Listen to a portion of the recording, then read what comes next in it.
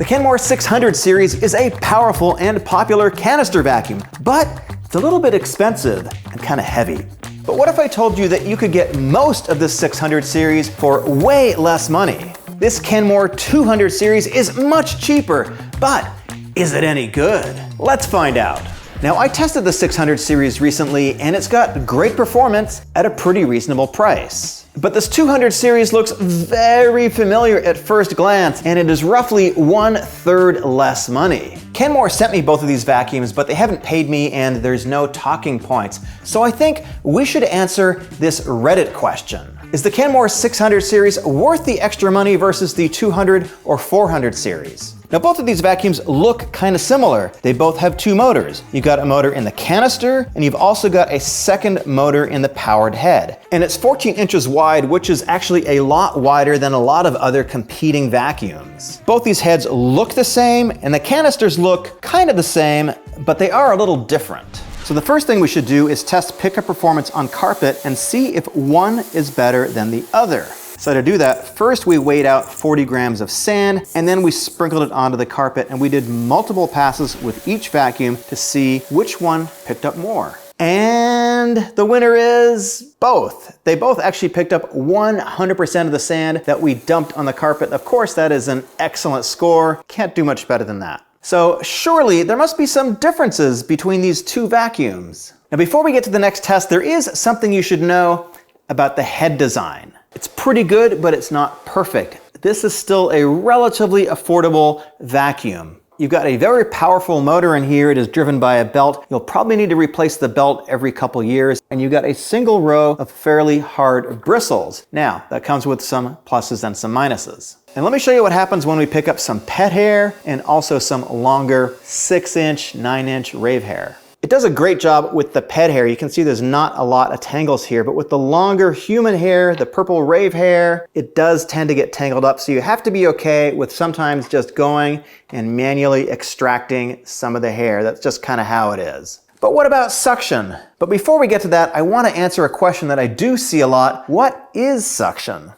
What sucks? Suction in a vacuum is really simple. It's just the lower air pressure in here versus the higher air pressure around you. And that pressure is measured in pascals. All we're doing is we're measuring the difference in the ambient air pressure compared to the pressure inside the vacuum. It's pretty simple. Both of these vacuums scored around 21 kilopascals, and that is not the highest number I've ever seen, not by a long shot, but a good vacuum, the way it sucks up material, is a combination of things, including suction and also including the head design. So with the performance being virtually identical, a dead heat, they must have the same motor, but there must be some differences. So what exactly do you get by spending more on the 600 series? Maybe it's filtration. Now, nearly every vacuum claims they've got a HEPA filter, but a lot of them really don't. They don't really work that well. And what's even more important, actually, is that a lot of vacuums have a canister that is not even properly sealed. So that means you might have a HEPA filter, dust and dirt goes into the vacuum, but it can leak out because the canister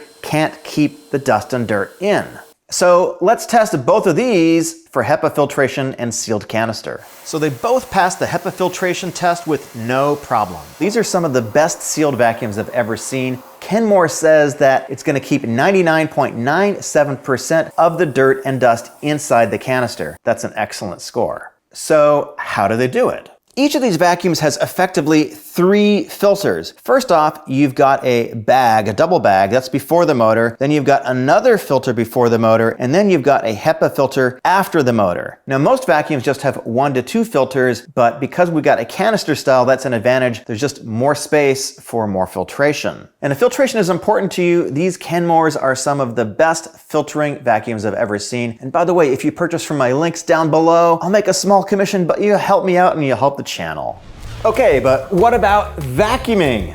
This giant head is a bit unwieldy, but it does have a couple of advantages. You don't need to bend down to change the height of the head. It's got a little button that you can just press with your foot and you can change it all the way from extra low to high with just a couple clicks. And that raises the height of this little roller here so you can do different types of carpet pile. And if you got a lot of carpet, this is where these vacuums do really, really well. The motorized head has a lot of power It even works great on shag.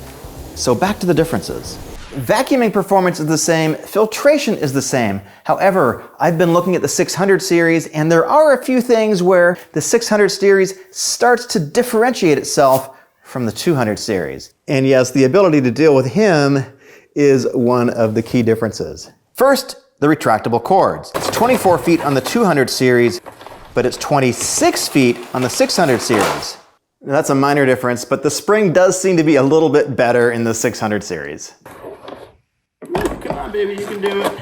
But the hose is almost a foot longer on the 600 series. That means it's easier to get into those hard to reach areas, like trying to understand where your partner never puts down the lid in the toilet. And looking at the handle, you can turn the vacuum on and off on the 600 series, and you can easily control the amount of suction. The 200 series has a switch on the canister, and the suction adjustment is so inconvenient. But those are all minor things. What about the big differences? You see, it all boils down to the canisters, and more importantly, what's in them. The 200 series, you get this floor brush. That's it. You get some additional tools too, but they don't fit in the canister. You see, you got this ugly attachment thing on the one that holds your attachments. I mean, if you can ever get your teenagers to vacuum, there's no way they're gonna wanna do this. This is just a major fashion faux pas, as they say in French. However, in the 600 series, it's a whole different story. The 600 series is called the Pop and Go for a reason. Pop, go, pop and go. Pop and Go kind of sounds like a burger joint or a gas station or a burger joint gas station maybe? It's not perfect, but I do actually like it. But you see, the 600 series has another big secret. It's the Chamber of Secrets, Harry Potter reference. Okay, maybe not a big secret, but you can put these 3 different tools in here, and that does kind of make them easy to maneuver around the house without having to carry them separately. So you got these different tools, and then, what's this? This is the Pet PowerMate tool, and it is a powered little tool that you can use for vacuuming up kitty condos and couches and all that. It's actually got a pretty big motor in here. And so that does make the 600 series a little bit heavier, about 3 pounds. Let's try out that pet hair tool on my kitty condos. See, this is one of their favorite places to sleep, and you can tell that he is very concerned about vacuuming. This thing is covered in pet hair. My cats have been on this for 2 weeks.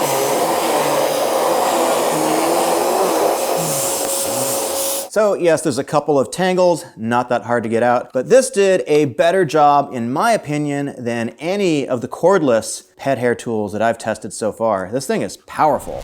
So which one should you get? Well, at this lower price point, the 200 series is actually one of my favorite vacuums, mainly because it has pretty good suction. It's very good at vacuuming, doing the basics, and it has a sealed canister. That's important to me because I've got pets. But of course, you can see that the canister itself does not contain the actual brushes. You gotta carry them around separately. The biggest difference with the 600 series is you get this Pet PowerMate tool. Everything fits inside the canister, and it's just a little bit more convenient. Is that worth the difference in money? Let me know down below. They're both very well-built vacuums in my opinion. I had one for 20 years with no problems. And yes, people love their Miele C3, but to get the equivalent performance of this, you need to spend about $1,000 for the Miele. Is that really worth it? Check out my TikTok and also check out this video right over here. See you in the next one.